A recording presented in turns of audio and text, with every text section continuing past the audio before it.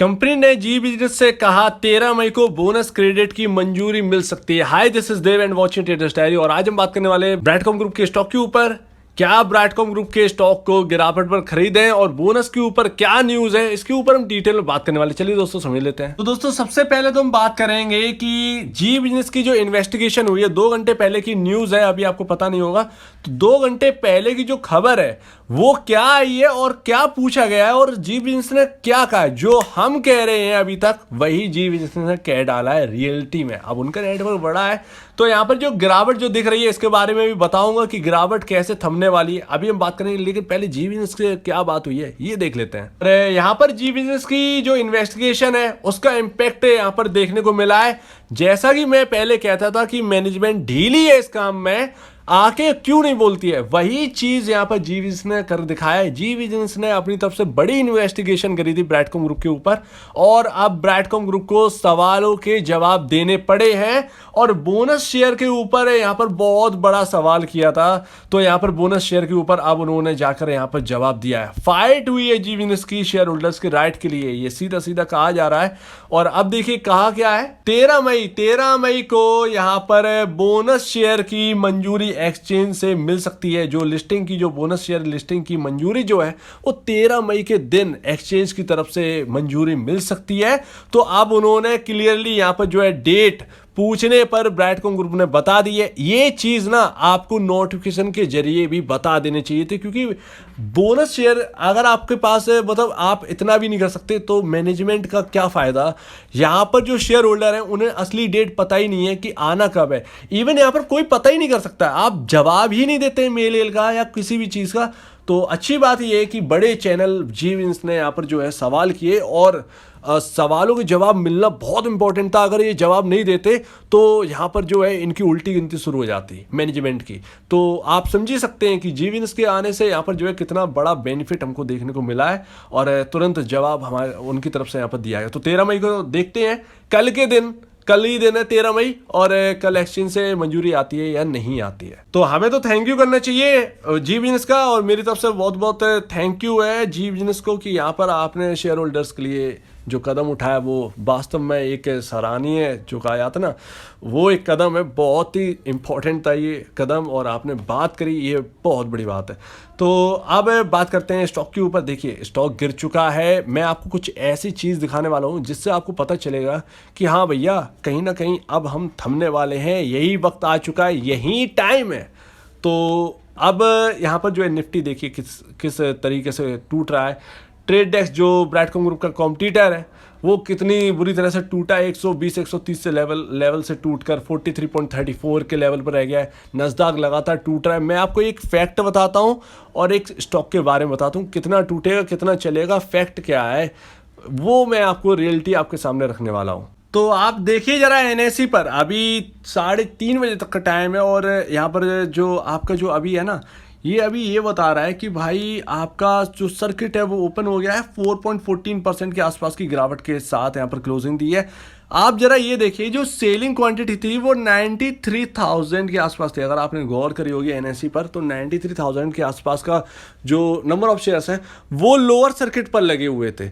और यहाँ पर हुआ क्या है, लोअर सर्किट पर इतने नंबर ऑफ शेयर्स हैं, ये बहुत हल्के शेयर्स हैं, लेकिन हुआ क्या है कि बहुत ज़्यादा लोग खरीदने के लिए ना तो आगे बढ़ रहे हैं, बहुत ज़्यादा लोग ना ही बेचने के लिए बढ़ रहे हैं। क्योंकि ऑलरेडी जो कि मैं पहले 1-2 दिन पहले मैं वीडियो में बता चुका हूँ कि 60% के आसपास की गिरावट जो है वो स्टॉक के अंदर हो चुकी है।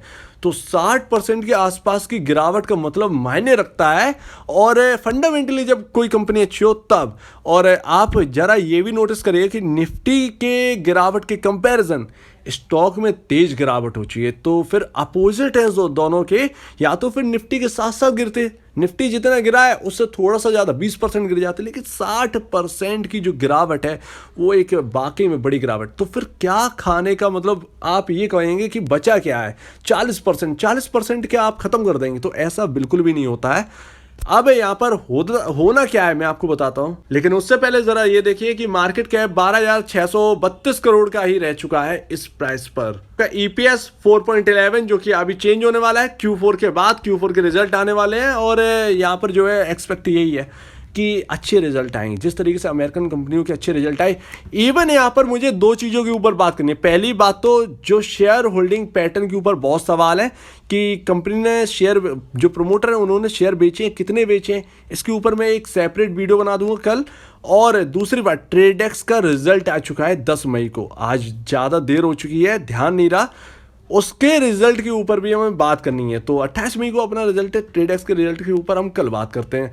तो पी रेशियो 15.23 का ही रह गया है, और आपका आईटी यानी कि माफ़ कीजिएगा इंडस्ट्री पी जो है वो आपका 28.42 रह गया। तो पी रेशियो इंडस्ट्री पी से बहुत ज़्यादा गिर चुका है, लमसम 13 पॉइंट के आसपास का डिफरेंस आ चुका है। आपका बुक वैल्यू पर शेयर 25.39 है, स्टॉक काम कर रहा है 61 पर, जोड़ लो कितना 35 के आसपास का ही डिफरेंस रह गया है, सिर्फ 35 रुपीज़ ही यहाँ पर जो है कम रह गए हैं। और अगर ये ऐसे गिरावट करते रहेंगे तो बुक वैल्यू के पास भी पहुँच जाएंगे, तो इसका मतलब कुछ नहीं है किसी कंपनी के फंडामेंटल के अच्छे होने का।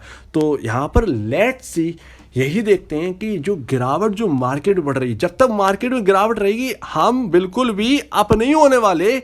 कोई भी आप देख लिया, आज आईटी ऊपर तो रहा लेकिन अप नहीं गया, इतना ज़्यादा ऊपर नहीं गया, लेकिन ऊपर रहा, गिरावट रुकी, बस इतना ही हो सकता है। ब्राइटकॉम ग्रुप में गिरावट रुक सकती है, लेकिन हम कहें कि आसमान छू लें तो वैसा सिनेरियो तब तक नहीं हो सकता जब तक मार्केट सही ना हो जाए। और ये आपके सामने चार्ट है, तो अप और डाउन और अप का सिनेरियो अब जारी है। और लेट्स सी, यहाँ पर देखते हैं 70.85 का लेवल तो टूट ही गया था इंपॉर्टेंट, जिसकी हमने बात करी थी। वो लेवल जाने के बाद थोड़ी सी यहाँ पर जो है और गिरावट बढ़ी। आपका आरएसआई जो है वो 24 के आसपास, 24 से 27 के आसपास पहुँच चुका है, बहुत ही ज़्यादा ओवरसोल्ड में है। तो मैंने आपको पोस्ट के जरिए मैंने आपको कहा था कि हाँ भाई टेक्निकली बाउंस बैक आना है, बाउंस बैक आया, शायद मेरे ख्याल से 70 के ऊपर भी चले गए थे, लेकिन जब मार्केट में और गिरावट बढ़ी तो ब्राइटकॉम ग्रुप की जो तेज़ी है वो रुक नहीं पाई, और माफ़ कीजिएगा तेज़ी जो है वो ज़्यादा टिक नहीं पाई। और फिर हमने डाउन साइड देखी और 71 से हमने फिर देखा कि 61 आ गया।